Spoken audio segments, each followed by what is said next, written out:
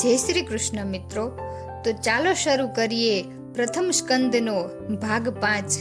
પૃથા અર્થાત પાંડવ માતા કુંતીએ પણ અર્જુને કહેલ યદુઓનો નાશ અને ભગવાનની પ્રસિદ્ધ સ્થિતિનું શ્રવણ કરીને અનન્ય ભક્તિથી અધોક્ષજ ભગવાનમાં અંતઃકરણ સ્થિર કરી સંસારનો અંત આણ્યો, અર્થાત ભગવાનમાં સાયુજ્ય પ્રાપ્ત કર્યું.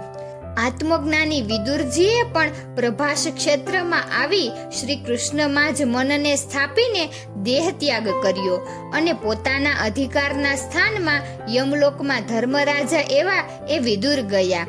પછી સૂત પુરાણી કહેવા લાગ્યા કે હે શૌનક, આ પ્રમાણે સમ્રાટ બન્યા પછી પરીક્ષિત મહારાજ શ્રેષ્ઠ બ્રાહ્મણોના ઉપદેશાનુસાર પૃથ્વી પર રાજ્ય કરવા લાગ્યા. તેમણે પોતાના મામા ઉત્તરની કન્યા ઈરાવતી સાથે લગ્ન કર્યું હતું અને એનાથી એમને 4 પુત્રો પ્રાપ્ત કર્યા હતા. શારદવતને ગુરુ તરીકે સ્થાપીને ગર્ભાવસ્થા દરમિયાન જેમને પોતાના રક્ષણહાર અંગૂઠા જેવડા જ્યોતિર્મય નિર્મળ પુરુષનું દેવોને પણ દુર્લભ એવું દર્શન થયું હતું. એવા એ પરીક્ષિત મહારાજે ગંગા કિનારે ઘણી દક્ષિણાવાળા 3 અશ્વમેઘ યજ્ઞો કર્યા. એમના એ યજ્ઞ ઉત્તમ યજ્ઞ તો ભગવાનના અંશરૂપ હોય તેમાં દેવો પણ પ્રત્યક્ષ થયા હતા. રણકુશળ રાજા પરીક્ષિત કુરુ જાંગલ દેશમાં હસ્તિનાપુરમાં હતા ત્યારે રાજ્યમાં કલયુગનો થયેલો પ્રવેશ તેમણે સાંભળ્યો.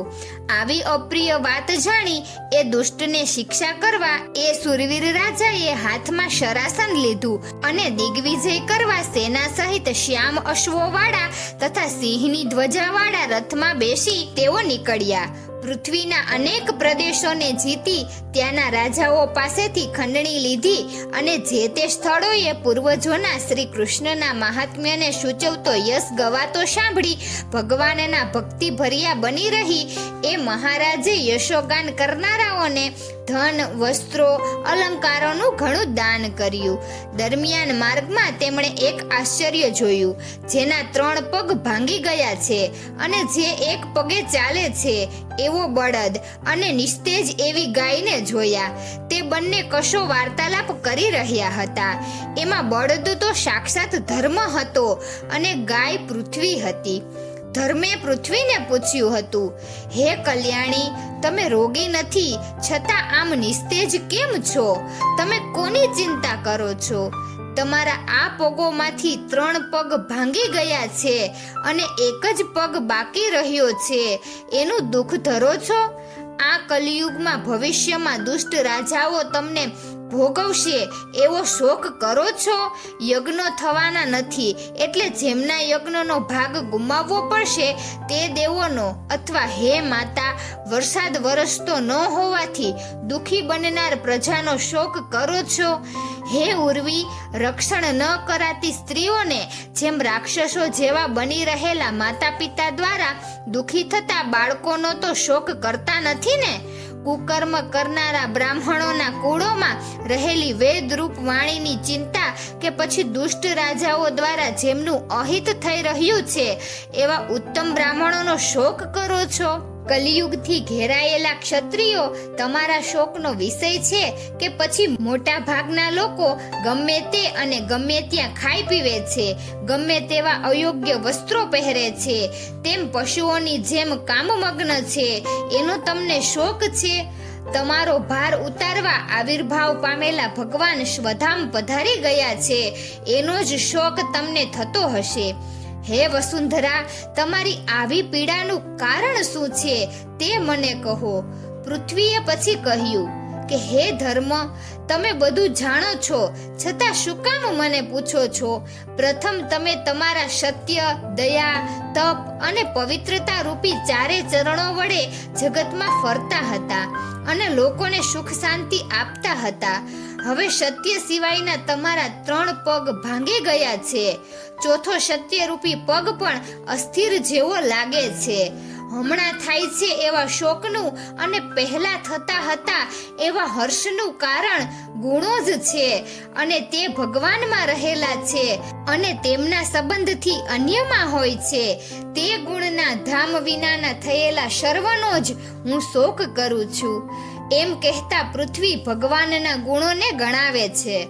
સત્ય, શૌચ, દયા, ક્ષમા, દાન, ત્યાગ, સંતોષ, આર્જવ, શમ, દમ, તપ, સમભાવ, તિતિક્ષા, ઉપરતિ, શ્રુત જ્ઞાન, વૈરાગ્ય, ઐશ્વર્ય, શૌર્ય, તેજ, બલ, સ્મૃતિ, સ્વાતંત્ર્ય, કુશળતા, કાંતિ, ધૈર્ય, મૃદુતા, પ્રાગલભ્ય, પ્રક્ષય, શીલ, સહ, ઓજ, સુંદર સ્વભાવ, માનસિક શક્તિ, જ્ઞાનેન્દ્રિયની શક્તિ, કર્મેન્દ્રિયની શક્તિ, સર્વભોગોનું સ્થાન, ગાંભીર્ય, સ્થિરતા, આસ્તિક્ય, કૃતિ, માન, અહંકારનો અભાવ, આ અને વળી બીજા ઉત્તમપણાની ઈચ્છા રાખનારાઓએ માગવા યોગ્ય મોટા ગુણો, જેમનામાંથી કોઈ પણ સમયે ઘટતા નથી, તે લક્ષ્મીજીના વાસરૂપ ગુણોના ધામ એવા શ્રી હરિથી રહિત થયેલા અને તેથી જ પાપી એવા કલિયુગ વડે જોવાયેલા લોકનો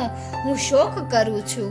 હે ઉત્તમ દેવ, હું મારો અને તમારો, દેવોનો, ઋષિઓનો, પિતૃઓનો, સત્પુરુષોનો, સર્વે વર્ણોનો તથા આશ્રમોનો શોક કરું છું. બ્રહ્મા આદિને પણ અલભ્ય એવી જે લક્ષ્મી એનાથી સેવાયેલા ભગવાને આવિર્ભાવ પામી મને સનાથ બનાવી દીધી અને એથી હું જાણે શૃંગારયુક્ત યશસ્વી બની રહી હતી. એથી મને ગૌરવ અને એ સાથે અહંકાર પણ થયો હતો, ત્યાં તો તેમણે મને ત્યજી દીધી. પૃથ્વી અને ધર્મ એ પ્રમાણે પરસ્પર કહી રહ્યા હતા. તે વખતે રાજર્ષિ પરીક્ષિત ત્યાં પૂર્વ તરફ વહેતી સરસ્વતીએ આવી પહોંચ્યા. ત્યાં તેમણે જોયું તો અનાર્થ, માર ખાતું, ગાય બળદનું એ જોડું અને રાજાના ચિહ્ન ધારણ કરેલા હાથમાં દંડવાળા શૂદ્રનો જોયો. ગાય બળદને પાટું મારી રહેલા એ શૂદ્રને રાજાએ પૂછ્યું કે મારા રાજ્યમાં મારે શરણે રહેલા લોકમાં નિર્બલોને આમ મારનાર એવો દુષ્ટ બળવાન તું કોણ છે? ભલે તારો વેશ રાજાનો છે, પણ કર્મે તો તું શુદ્ર જ છે. વળી પૂછવાથી બળદ તો ધર્મ છે અને ગાય પૃથ્વી છે એ જાણી તેમને આશ્વાસન આપી રાજા પરીક્ષિતે અધર્મના કારણરૂપ કલીને મારવા હાથમાં તીક્ષ્ણ તલવાર લીધી. કલી એનાથી ગભરાઈ ગયો અને રાજાના વેશમાં ત્યાગ કરી રાજાના પગમાં પડી જીવનદાન માંગ્યું. શરણે આવેલા કલીને રાજાએ માર્યો તો નહીં, પણ કહ્યું કે મારો બ્રહ્મારવર્ત દેશ તો વિદ્વાનોને યજ્ઞ કરવાનું સ્થાન હોવાથી મારા દેશમાં હવેથી તારે રહેવું નહીં.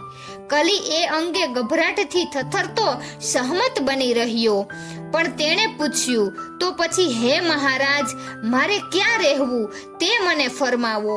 રાજાએ તેને કહ્યું કે હે અધર્મના બંધુ, તારી સાથે લોભ, અસત્ય, ચોરી, અનાર્યપણું, કજિયા અને દંભ રહેલા છે, એટલે તારે મારે આધીન રહીને જુગાર, મદિરાપાન, વ્યાભિચાર, હિંસા અને વેરઝેર ઊભા કરનાર એવા લોકોમાં રહેવું. એ પછી ભગવત કૃપાથી પરીક્ષિત દ્વારા ધર્માચરણ સિદ્ધ બની રહેતા ધર્મના ચારે પગ સારા થઈ ગયા અને પૃથ્વી પણ તેજસ્વી બની રહી. પ્રશાંત અને સ્થિર બુદ્ધિવાળા રાજા પરીક્ષિત પણ પછી પોતાના નગરમાં પરત ફર્યા. દીર્ઘ સમય સુધી પરીક્ષિત રાજાએ પ્રભુ ભજન કરતા કરતા તેમ સાત્વિક વૃત્તિવાળા બની રહીને રાજ્ય કર્યું. અરણ્યમાં પ્રવેશ કરવા ઈચ્છતા દાદા યુધિષ્ઠિરે આપેલા યોગ્ય આસન ઉપર અત્યારે રાજા પરીક્ષિત બિરાજેલા છે. કૌરવ રાજાઓની લક્ષ્મીથી શોભતા ઘણી કીર્તિવાળા ચક્રવર્તી એવા એ રાજર્ષિ અત્યારે હસ્તિનાપુરમાં છે અને પૃથ્વીનું પાલન કરે છે. વાસુદેવની કથા સાથેનું આ પવિત્ર પરીક્ષિતનું આખ્યાન પણ સૂતજી, શૌનક આદિ ઋષિઓને કહી રહ્યા છે. પરીક્ષિતની રાજ્યની ઉત્તમ સ્થિતિ દર્શાવી હવે સૂતજી એની પાછળની સ્થિતિ ટૂંકાણમાં કહે છે. જે અદ્ભુત કર્મ કરનાર ભગવાન શ્રી કૃષ્ણની કૃપાથી માતાના ઉદરમાં અશ્વસ્થામાના અસ્ત્રથી બળેલો, ખરેખર ન મર્યો અને અંતઃકરણ ભગવાનને સમર્પણ કરેલો, જે ઘણો ભય કરનાર, પ્રાણોનો નાશ કરનાર, બ્રાહ્મણના કોપથી ઉદ્ધમ કરનાર, તક્ષકથી પણ મોહ ન પામ્યો અને અજીતની વ્યવસ્થા જાણનારા તે વૈયાશકીના શિષ્ય એવા પરીક્ષિતે ભગવત રૂપી અમૃતનું પાન કરી સર્વ તરફથી સંગનો ત્યાગ કરી ગંગામાં પ્રવેશ કરી પોતાના દેહનો ત્યાગ કર્યો.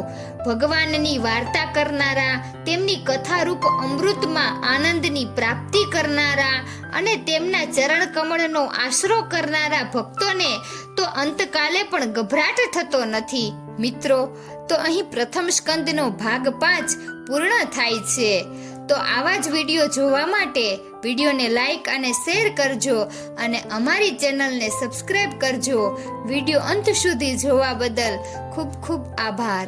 જય શ્રી કૃષ્ણ, જય દ્વારકાધીશ.